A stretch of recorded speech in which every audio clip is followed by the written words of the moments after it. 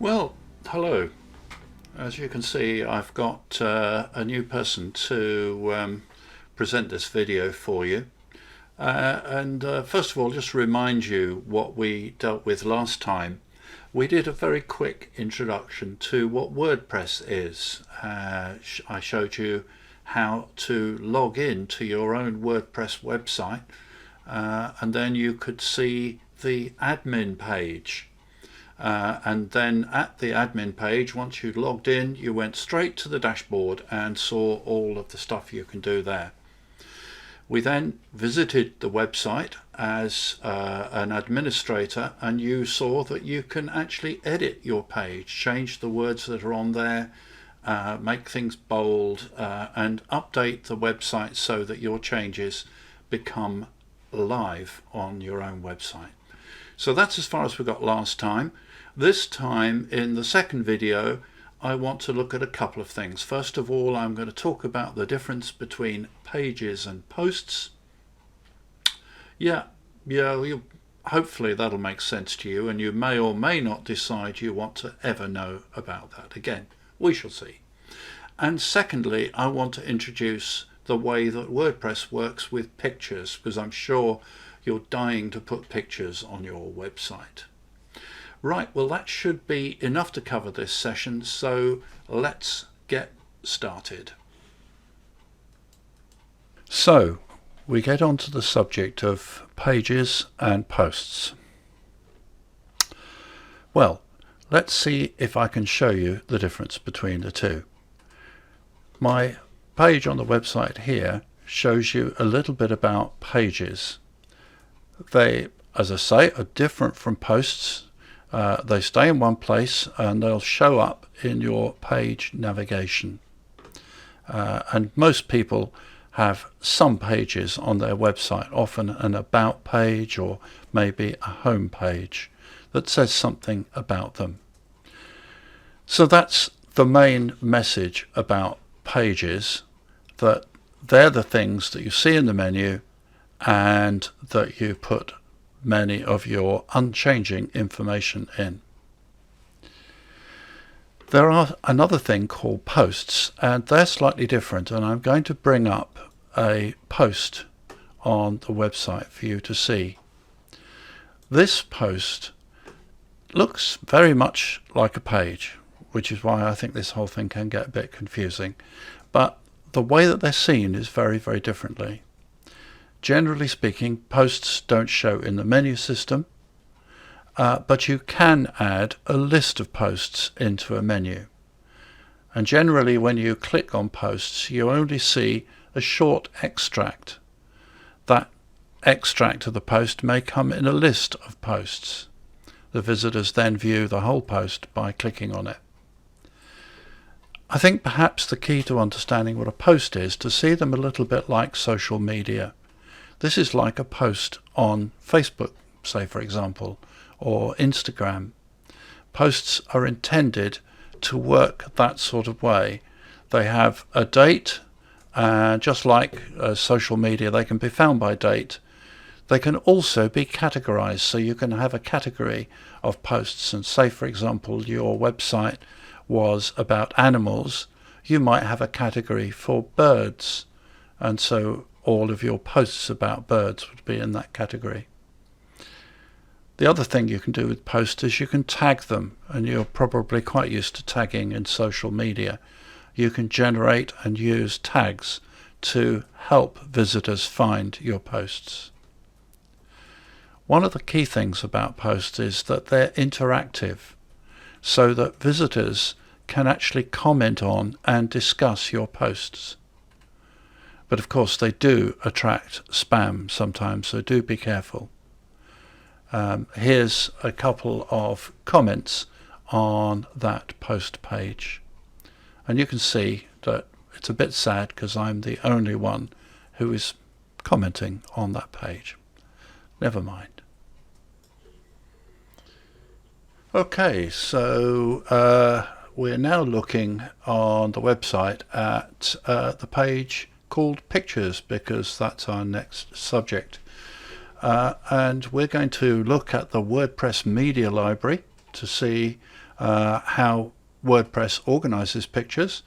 We're going to think a little bit about copyright, which is quite important, whole concept of Creative Commons and where you can look for pictures. I'm going to start now by going to the dashboard, and once we're on the dashboard we're going to look at media and library, and here's the media library. Oops, there's nothing in it. No media items found, so we have to add one. And we've got two choices there. We can select files or drag and drop over that window. I'm going to use select files on this occasion. It's looking in my downloads folder, and there's a picture which I'm going to open. And once it's loaded into WordPress, you'll see that we have a picture of a shark. And that's what I'm going to use for this demonstration. Now the shark is facing left at the end, and I don't like sharks facing left, so I'm going to click Edit Image, and I'm going to click Flip Horizontal to flip the shark until it is facing right. That's how I want it. And then I'm going to save that image. Okay, I now have an image of a shark in my media library, and that's ready for me to use on my page. And I think I actually might change the title of that picture. Well, let's use the alternative text, because that describes what the picture's for. And that picture is an illustration of a shark. Big surprise there. So once I've put that information in, I can simply close the box because that information has now been saved. So I can just click the X there. And when I do that, that image there in the library is a picture of a shark, and it's labeled illustration of a shark. Wonderful. So we've now got a picture in the library ready for use. Now we can go back to visit site from there, and we can look at the pictures page, because this is where we're going to put the site shark in. And I push edit page, and if you notice as you move down the page, you'll see the little plus sign come up, which allows you to add something, and we're going to add an image. And up comes a little box there, and we want to upload get that image from the media library. So we click media library, select a picture, push select, and what will happen is, wow, we've got a picture on our website. I'm just going to pull it to the right to make it fill the space. There we go. And now I've got a picture in here, and there's a space for a caption. What shall we write in the caption? Big decision now. Beware of the sharks.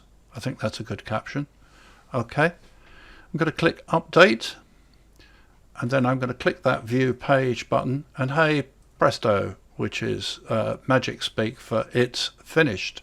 And here's our page, which has now got a picture of a shark facing right. Okay, now you can see why I've used a shark, because we're going to be talking about copyright.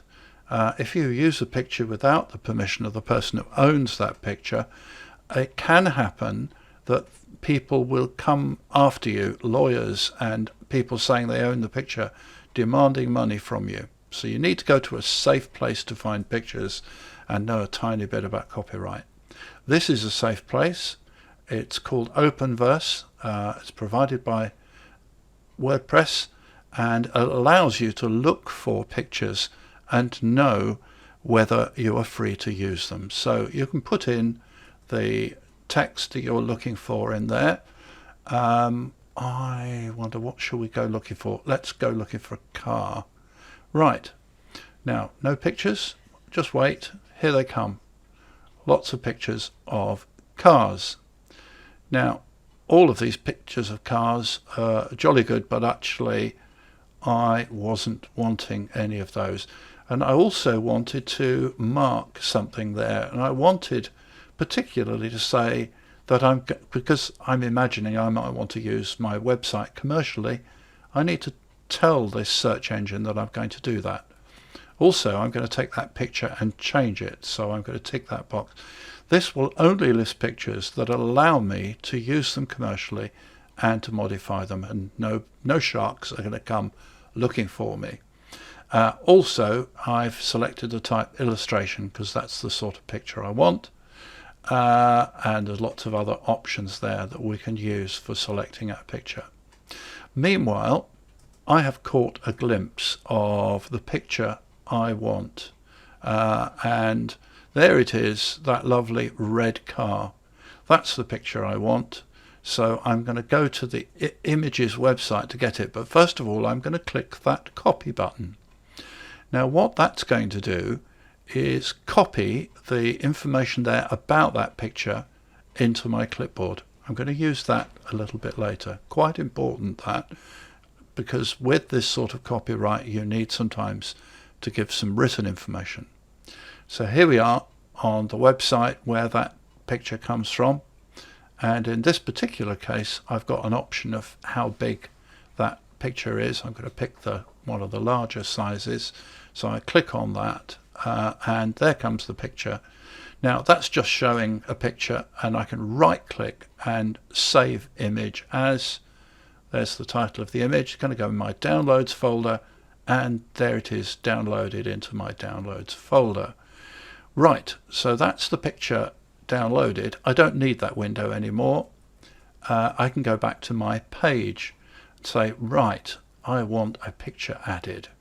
Okay, do I want it in that? No, I want it after that box. Click there, the plus symbol, and image as before, and this time we're going to upload the image.